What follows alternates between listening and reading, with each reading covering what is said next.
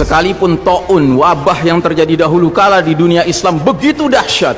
Anda tahu taun dulu kalau terjadi orang baru kena paginya ketularan bintil-bintil, sorenya meninggal, Pak. Kalau sekarang orang di swab positif, sekian belas hari dia isolasi mandiri, kemungkinannya dua, kemungkinan sembuh, kemungkinan mati. Persentasenya berapa? Sembuh 80%, Pak, mati 3%, kecil sekali. Bukan berarti kita menganggap ringan nyawa orang, tidak. Cuman saya ingin menggambarkan betapa taun dahulu lebih dahsyat daripada yang so-called pandemi, yang lebih cocok disebut plandemi ini.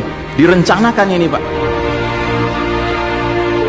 Yang karenanya kalau kita lihat sejarah, sekalipun dahsyat taunnya dahulu kala, nggak ada cerita, Pak, sholat berjamaah berubah tata cara pelaksanaannya, nggak ada. Kenapa kita harus berubah?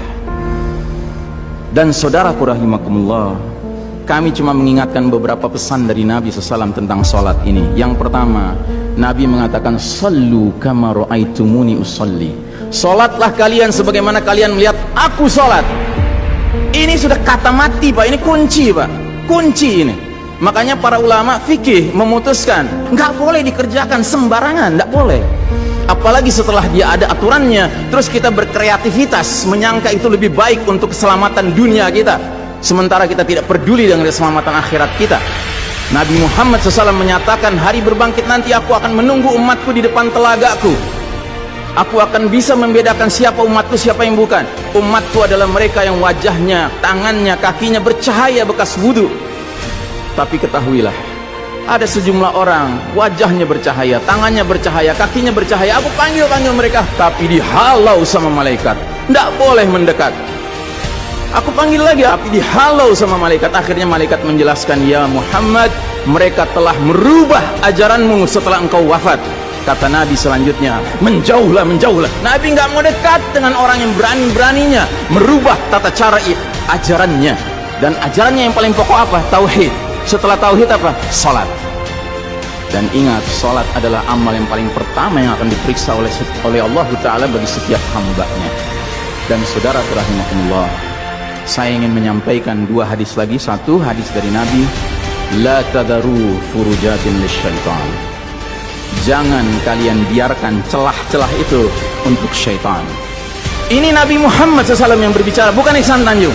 Kalau Ihsan Tanjung yang berbicara, Anda boleh tolak, Pak. Ini Nabi Muhammad SAW yang berbicara, yang kita baca salawatnya dengan harapan mendapatkan syafaatnya, dengan harapan boleh meminum air dari telaganya.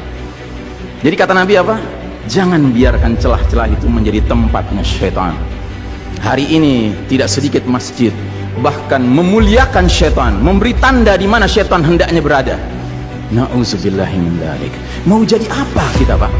Mau jadi umat seperti apa kita? Ini adalah simpul terakhir, saudaraku. Kalau sampai simpul terakhir ini kita relakan lepas, sudah tidak ada sisanya ajaran ini di muka bumi. Karenanya saudaraku rahimakumullah, bagi saya urusan sholat berjamaah dan tata caranya ini bukan urusan pilihan fikih, Pak. Ini urusannya adalah urusan dengan musuh Allah Ta'ala. Hadis yang terakhir, kata Nabi SAW, innal yahuda qad sami'u dinahum. Sesungguhnya Yahudi sudah bosan dengan agama mereka. Wa innahum qaumun hasadun. Dan mereka adalah kaum yang sangat hasad kepada kita umat Islam, terutama dalam 3 perkara. Satu, raddis salam. Kebiasaan kita umat Islam kalau ketemu saling ngucapin assalamualaikum, dibalas waalaikumsalam. Itu Yahudi nggak senang, Pak. Yahudi tidak senang melihat umat Islam berukhuwah Islamnya. Yahudi nggak senang umat Islam kalau ketemu saling bersedekah dengan senyum, makanya dibikin aturan begini, nggak kelihatan senyum kita. Yahudi nggak senang kita ketemu jabat tangan, rontok dosa-dosa. Maunya mereka begini saja jabatan tangannya. Dari mana ini semua? Yang kedua, mereka hasad sama kita dalam urusan apa? Iqamatis sufuf.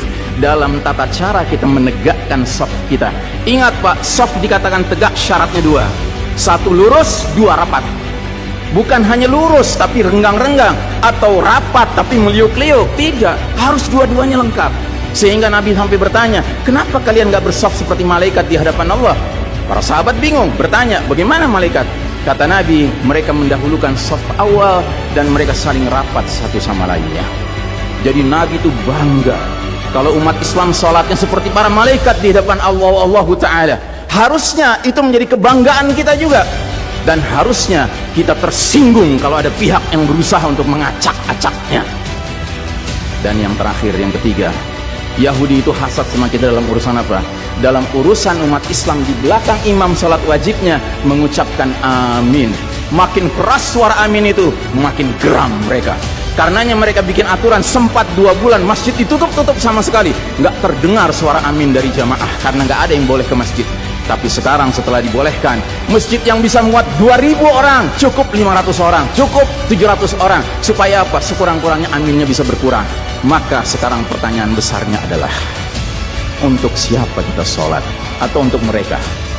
Inna sholati wa nusuki wa mahyaya wa mamati lillahi rabbil alamin. Mudah-mudahan apa yang saya sampaikan tidak membuat bapak dan ibu makan nggak kenyang, tidur nggak nyenyak, tetapi semakin sadar betapa kita sedang hidup di era penuh fitnah di akhir zaman, dan musuh-musuh Allah sedemikian sistematis, sedemikian terencananya membuat kita sadar tidak sadar meninggalkan din kita. Yang paling mengerikan kalau sampai sudah nggak ada perasaan lagi risau dengan ini semua. Karena apa? Nabi bersabda, siapa lihat kemungkaran ubah dengan tangan, nggak bisa dengan lisan, nggak bisa dalam hati. Dalam hati itu maknanya apa? Ingkari itu sebagai kebenaran, itu mungkar. Dan itu kata Nabi selemah-lemahnya iman. Sehingga di hadis yang lain kata Nabi, kalau mengingkari saja sudah nggak ada iman sama sekali. Nah, yang kita khawatir kalau kita ternyata ridho saja dengan aturan sholat WHO ini, Pak. Padahal harusnya kita sholat dengan cara Nabi Muhammad SAW, bukan caranya Tedros atau Bill Gates. Kepada jamaah, inilah nasihat dari hati yang paling dalam kepada saudara-saudara yang saya cintai karena Allah, yang kita sama-sama bersalawat, kita sama-sama mengharapkan air dari telaga Nabi. Tapi boleh jadi nggak semua kita ngerti apa yang harus kita lakukan agar air telaga itu dapat jaminan kita boleh meminumnya.